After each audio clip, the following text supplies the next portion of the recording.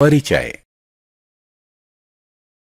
वह अवस्था जब मानव शरीर बचपन के पश्चात जनन वयस्कता को प्राप्त करता है उसे किशोरावस्था कहते हैं। किशोरावस्था बचपन और वयस्कता के बीच का समय है। किशोरावस्था शारीरिक, संवेदनात्मक, मानसिक और सामाजिक परिवर्तन का समय है। इस पाठ में हम किशोरावस्था से संबंधित परिवर्तनों, गौण लैंगिक लक्षण, मनुष्य में लिंग निर्धारण और जननात्मक स्वास्थ्य के बारे में चर्चा करेंगे। उद्देश्य। इस पाठ के अंत में हम निम्न करने में सक्षम हो जाएंगे: किशोरावस्था में होने वाले परिवर्तनों को पहचानना, द्वितीयक लैंगिक विशेषताओं के लिए उत्तरदायी हार्मोन को जानना, महिलाओं के जनन काल को समझना, मनुष्य में लिंग निर्धारण को समझना, जननात्मक स्वास्थ्य का महत्व समझना। शारीरिक आकृति में परिवर्तन। पुरुष। लंबाई में वृद्धि।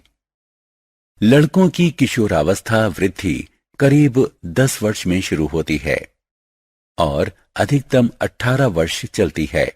इस दौरान होने वाले तीव्र वृद्धि के लिए शरीर को अतिरिक्त पोषण की आवश्यकता होती है। लड़कों और लड़कियों दोनों को 3 संतुलित और पोषक आहार की आवश्यकता होती है। उन्हें स्वास्थ्यप्रद आहार लेना चाहिए। स्वर में परिवर्तन। एंड्रोजीन के प्रभाव में दोनों लिंगों में स्वर यंत्र या लैरिंग्स में वृद्धि प्रारंभ होती है। यह वृद्धि लड़कों में ज्यादा प्रबल होती है। इसके कारण लड़कों की आवाज भर्राती और भारी हो जाती है। पूर्ण वयस्क तारत्व लगभग 15 वर्ष की उम्र में प्राप्त हो जाता है। किशोरावस्था के दौरान जब लैरिंग्स ज्यादा विकसित हो जाता है तो यह गले के सामने बाहर निकल आता है। त्वचा और शरीर पर बाल। शरीर के विभिन्न भागों पर बाल एंड्रोजीन की प्रतिक्रिया में उत्पन्न होते हैं। वयस्क पुरुष में शारीरिक बालों की उपस्थिति अधिक होती है और विभिन्न नस्लीय समूहों के शारीरिक बालों के विकास के समय और मात्रा के बीच काफी अंतर होता है। पुरुष पेशी विन्यास और शारीरिक आकृति। यौवना आरंभ के समाप्ति तक वयस्क पुरुष की अस्थियां भारी हो जाती हैं और उसके अस्थि पंजर में पेशियां लगभग दुगनी हो जाती हैं। कुछ अस्थियां जैसे कंधों और जबड़ों की चौड़ाई में वृद्धि विषमानुपातिक रूप से ज्यादा होती है, जिसके परिणाम स्वरूप स्त्री और पुरुष का अस्थितंत्र स्पष्टता भिन्न हो जाता है। शारीरिक परिवर्तन। स्त्री। लंबाई में परिवर्तन। लड़कियों में किशोरावस्था की वृद्धि लगभग 10 वर्ष की उम्र से शुरू हो जाती है और 12 वर्ष की उम्र तक ये तीव्रतम हो जाती है और 16 की उम्र तक वह अपनी वयस्क लंबाई प्राप्त कर लेती है। बगल में बाल का विकास दिखता है। शारीरिक गंध और मुहासे। एंड्रोजीन के बढ़ते स्तर प्रस्वेदन के वसायुक्त अम्ल संगठन को बदल सकता है, जिससे वयस्क शरीर में ज्यादा गंध आती है। जैसे लड़कियों में एंड्रोजीन के प्रभाव से त्वचा से तेल का स्राव बढ़ जाता है, जिसके परिणाम स्वरूप बहुत से कील मुहासे निकल आते हैं। शरीर की आकृति, वसा का वितरण और शरीर का संगठन। इस अवधि में एस्ट्रोजन के स्तर में भी वृद्धि के परिणाम स्वरूप श्रोणि प्रदेश का निचला भाग आकार में बढ़ जाता है और इस प्रकार नितंब चौड़े, बड़ी जन्म नलिका प्रदान करते हैं हो जाते हैं। अंगों में प्रकार्यात्मक परिवर्तन। यौवनावस्था का प्रारंभ मस्तिष्क द्वारा जनन ग्रंथियों, अंडाशय और वृषण को दिए हार्मोन संकेतों से होता है। इसी प्रतिक्रिया में जनन ग्रंथियां विभिन्न प्रकार के हार्मोन उत्पन्न करती हैं, जो मस्तिष्क अस्थियों, पेशियों, त्वचा, स्तन और जनन अंगों के विकास, प्रकार्य या कायांतरण को प्रेरित करता है। वृषण, पुरुष जनन अंग, शुक्राणु उत्पादन प्रारंभ कर देता है और अंडाशय, स्त्री जनन अंग, आकार में बढ़ जाता है और अंडाणु परिपक्व होने लगते हैं। स्त्री के यौवनारंभ ऋतुस्राव का होना भी शामिल है। गौण लैंगिक लक्षण, किशोरावस्था के आगमन पर शारीरिक बनावट में भी अचानक परिवर्तन आ जाते हैं। ध्वनि में परिवर्तन, पुरुषों में दाढ़ी और मूछ एवं मुहासों का दिखना, महिला में लंबाई और कील मुहासों का बढ़ना इत्यादि कुछ गौण लैंगिक लक्षण हैं। गौण लैंगिक लक्षण पुरुष और स्त्री की बनावट को स्पष्ट रूप से भिन्न बनाते हैं। ये लक्षण किशोरावस्था में यौवना आरंभ के समय प्रारंभ होते हैं। पुरुष और स्त्रियों में गौण लैंगिक लक्षणों की अभिव्यक्ति। स्तन का विकास, ध्वनि का तारत्व या चेहरे के बाल जैसे लक्षण एक लिंग को दूसरे से भिन्न बनाते हैं। इन लक्षणों का दिखना हार्मोन स्राव के कारण होता है। हार्मोन अंतःस्रावी ग्रंथियों द्वारा स्रावित रासायनिक पदार्थ होते हैं। पुरुषों में टेस्टोस्टेरोन और स्त्रियों में एस्ट्रोजन हार्मोन गौण लैंगिक लक्षणों के प्रारंभ होने का कारण होता है। टेस्टोस्टेरोन शामिल है अस्थियों के अतिरिक्त घनत्व में, अंगों के बड़े आकार में, ऊपरी पेशियों के द्रव्यमान में, मोटे बालों की वृद्धि में, कंधे की अस्थियों और अस्थि पंजर के चौड़े होने में, बड़ा स्वर यंत्र फलस्वरूप भारी स्वर, पुरुष जनन अंगों का विकास। एस्ट्रोजन शामिल है स्तन के विकास में, स्त्री जनन अंगों के विकास में, वसा ऊतकों में वृद्धि, विशेषकर जांघों के आसपास, नितंब और स्तन पर। घटा हुआ पेशीय द्रव्यमान, गर्भाशय रेखा का विकास, जलधारण। बहुत सारे लक्षण जो विभिन्न प्रजातियों में एक लिंग को दूसरे लिंग से अलग करते हैं, वो केवल कुछ संरचनाओं या विशेषताओं का विकास मात्र होते हैं। अंतःस्रावी ग्रंथियां, हार्मोन और उनकी प्रकार्यात्मकता। अंतःस्रावी ग्रंथियां कई छोटे अंगों का एक संयुक्त तंत्र हैं जो अतिरिक्त कोशिकीय रासायनिक संकेत अणुओं, जिन्हें हार्मोन के नाम से जाना जाता है, को निर्मुक्त करता है। अंतःस्रावी ग्रंथियां उपापचय, वृद्धि, विकास और यौवनारंभ, ऊतकों का प्रकार्य और मानसिक स्थिति के निर्धारण में भी नियामक भूमिका निभाते हैं। कुछ प्रमुख अंतःस्रावी ग्रंथियां हैं पीयूष ग्रंथि, थायराइड और एड्रिनल ग्रंथि। अंतःस्रावी ग्रंथियों का मुख्य लक्षण है उनका वाहिनीहीन प्रकृति, उनकी संवहन क्षमता, कोशिकाओं के भीतर निर्वाह या कणिकामय की उपस्थिति जो हार्मोन को एकत्रित करती है। गौण लैंगिक लक्षणों से संबंधित लिंग हार्मोन। पुरुषों में वृषण और स्त्रियों में अंडाशय जनन ग्रंथि, जिन्हें प्राथमिक जनन अंग कहा जाता है, होती है। ये अंग शुक्राणु और अंडाणु के उत्पादन के लिए उत्तरदायी होते हैं, लेकिन ये हार्मोन का स्राव भी करते हैं। इन्हें अंतःस्रावी ग्रंथियां माना जाता है। वृषण, पुरुष लिंग हार्मोन के समूह को एंड्रोजन कहते हैं। सबसे प्रमुख एंड्रोजन है टेस्टोस्टेरोन, जो वृषण में स्रावित होता है। टेस्टोस्टेरोन का उत्पादन भ्रूण के विकास के साथ शुरू हो जाता है, जो जन्म के कुछ समय बाद तक जारी रहता है और बाल्यकाल के दौरान लगभग बंद हो जाता है और यौवना आरंभ के समय पुनः शुरू हो जाता है। स्टेरॉयड हार्मोन निम्न के लिए उत्तरदायी होता है। पुरुष जनन तंत्र की वृद्धि और विकास। अस्थि तंत्र और पेशीय विकास में बढ़ोतरी, लैरिंग्स का बढ़ना और उसके कारण ध्वनि में परिवर्तन, शारीरिक बालों की वृद्धि और वितरण।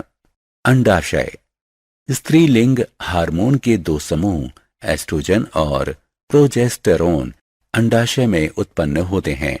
ये स्टेरॉयड हार्मोन स्त्री जनन अंगों के विकास और लिंग निर्धारण में सहायता करते हैं। यौवना आरंभ के समय एस्ट्रोजन निम्न को बढ़ाता है। स्तन का विकास, वसा का बढ़ना, नितंबों, पैरों और स्तन पर जनन अंगों जैसे गर्भाशय और योनि का विकसित होना। एस्ट्रोजन और प्रोजेस्टेरोन संयुक्त रूप से स्त्रियों में ऋतुस्राव चक्र के समय गर्भाशय में होने वाले परिवर्तनों के लिए उत्तरदायी होते हैं। थायराइड ग्रंथि, अंतःस्रावी ग्रंथियों से उत्पन्न हार्मोन का उनके लक्षित अंगों तक के लिए पथ। अग्नाशय ग्रंथि, अग्नाशय एक अंतःस्रावी ग्रंथि इंसुलिन सहित कई महत्वपूर्ण हार्मोन का उत्पादन, साथ ही साथ एक बाह्यस्रावी ग्रंथि पाचक किण्वकों से युक्त अग्नाशय रस का उत्पादन है जो छोटी आंत में जाती है। ये किण्वक कार्बोहाइड्रेट, प्रोटीन और वसा को अम्लान में विखंडित करते हैं।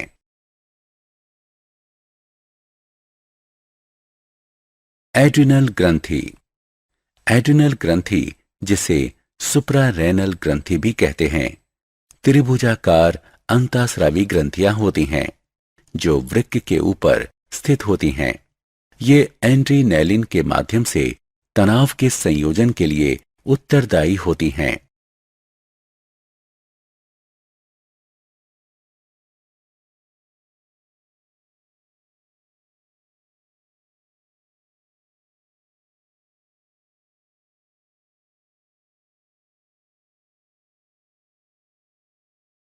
अन्य जीवों में हार्मोन। कायांतरण एक जैविक प्रक्रम है जिसके द्वारा कोई जीव जन्म या उत्पत्ति के बाद शारीरिक विकास करता है। इसमें जंतु के आकार या संरचना में कोशिका वृद्धि और विभेदीकरण द्वारा एक स्पष्ट और लगभग औचक परिवर्तन होता है। उभयचरी कायांतरण एक विकास प्रक्रम है जो थायराइड हार्मोन द्वारा प्रारंभ होता है और टेडपोल को मेंढक में परिवर्तित कर देता है। बहुत से जंतुओं में वयस्क का रूप उनके पूर्ववर्ती लार्वा से पूरी तरह भिन्न होता है। इस चिन्हित रूपांतरण को कायांतरण कहते हैं। कायांतरण एक सुप्तावस्था जिसे प्यूपा कहते हैं के दौरान होता है। पालतू रेशम के कीड़े का सामान्य विकास का चरण इस प्रकार है: लार्वा, प्यूपा और वयस्क अवस्था। रेशम के कीड़े के कायांतरण के लिए उत्तरदायी हार्मोन है प्रोथोरेकिकोट्रोपिक हार्मोन। स्त्रियों में जनन काल। स्त्री जनन तंत्र। स्त्री जनन तंत्र में अंडाशय, अंडवाहिनी, गर्भाशय और योनि जैसे आंतरिक अंग, बाह्य शारीरिक संरचना और तन होते हैं। स्त्रियों में यौवना आरंभ के बाद रजोदर्शन, पहला ऋतुस्राव लगभग 15 की आयु में होता है। स्त्री के जनन काल ऋतुस्राव चक्र में प्रत्येक स्राव रक्तस्राव का प्रारंभ लगभग 28 दिन के अंतराल पर होता है। ऋतुस्राव के रुक जाने को रजोनिवृत्ति कहते हैं। यह 45 से 55 वर्ष की आयु के बीच होता है।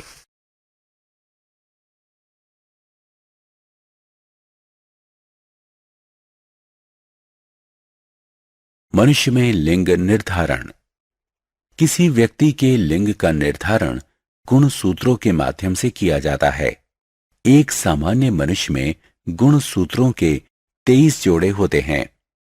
इनमें से 22 जोड़े ऑटोजोम होते हैं जो शरीर के लक्षणों के लिए उत्तरदायी होते हैं और एक जोड़ा लिंग सूत्र होता है जो किसी व्यक्ति का लिंग निर्धारण करता है। पुरुष में XY गुणसूत्र होते हैं और स्त्री में XX गुणसूत्र होते हैं। स्त्रियों में 2X गुणसूत्र होते हैं भौतिक और शारीरिक आवश्यकताएं।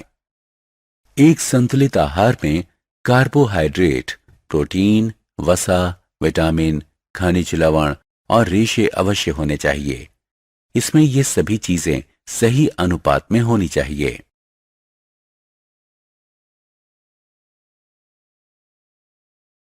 सारांश। आइए हमने जो कुछ सीखा है उसे संक्षेप में दोहराएं। वह अवस्था जब मानव शरीर बचपन के पश्चात जनन वयस्कता को प्राप्त करता है उसे किशोरावस्था कहते हैं। किशोरावस्था हमारे जीवन की स्वर्णिम अवस्था है क्योंकि यह मनोरंजन और मस्ती से भरी होती है। यौवनारंभ के अंतर्गत आपके शरीर में भौतिक परिवर्तन होते हैं जो आपके बच्चों जैसे शरीर को एक वयस्क शरीर में परिवर्तित कर देते हैं। लड़कों में किशोरावस्था का प्रारंभ लगभग 10 वर्ष की आयु से आरंभ होता है और अधिकतम 18 वर्ष की आयु तक चलता है। यौवनारंभ के दौरान लैरिंग्स में अधिक वृद्धि होती है। ये गले के सामने उभरे भाग के रूप में दिखता है। इसे एडम्स एप्पल या कंठमणि कहते हैं।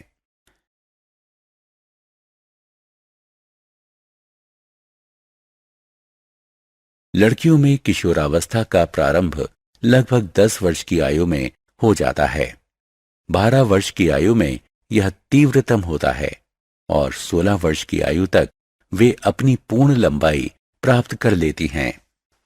पुरुषों में दिखने वाले गौण लैंगिक लक्षणों को आरंभ करने के लिए टेस्टोस्टेरोन हार्मोन उत्तरदायी होता है। स्त्रियों में दिखने वाले गौण लैंगिक लक्षणों को आरंभ करने के लिए एस्ट्रोजन हार्मोन उत्तरदायी होता है। अंतःस्रावी ग्रंथियां कई छोटे अंगों का एक संयुक्त तंत्र हैं जो अतिरिक्त कोशिकीय रासायनिक संकेत अणुओं जिन्हें हार्मोन के नाम से जाना जाता है उसको निर्मुक्त करता है। पुरुषों में वृषण और स्त्रियों में अंडाशय जनन ग्रंथि प्राथमिक जनन अंग होती है।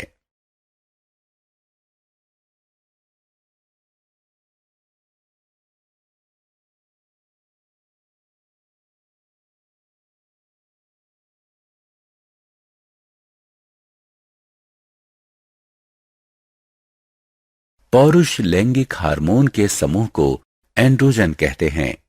स्त्री के अंडाशय में एस्ट्रोजन और प्रोजेस्टेरोन नामक 2 स्त्री लैंगिक हार्मोन समूह उत्पन्न होते हैं। अग्नाशय एक अंतःस्रावी ग्रंथि इंसुलिन सहित कई महत्वपूर्ण हार्मोन का उत्पादन, साथ ही साथ एक बाह्यस्रावी ग्रंथि पाचक किण्वकों से युक्त अग्नाशय रस का उत्पादन है जो छोटी आंत में जाती है। ये किण्वक कार्बोहाइड्रेट, प्रोटीन और वसा को अम्लान में विखंडित करते हैं। एड्रिनल ग्रंथि एड्रिनेलिन के माध्यम से तनाव के संयोजन के लिए मुख्य रूप से उत्तरदायी होती है। स्त्रियों में यौवनारंभ के बाद रजोदर्शन, पहला ऋतुस्राव लगभग 15 की आयु में होता है। स्त्री के जनन काल ऋतुस्राव चक्र में प्रत्येक स्राव रक्तस्राव का प्रारंभ लगभग 28 दिन के अंतराल पर होता है। ऋतुस्राव के रुक जाने को रजोनिवृत्ति कहते हैं। यह 45 से 55 वर्ष की आयु के बीच होता है।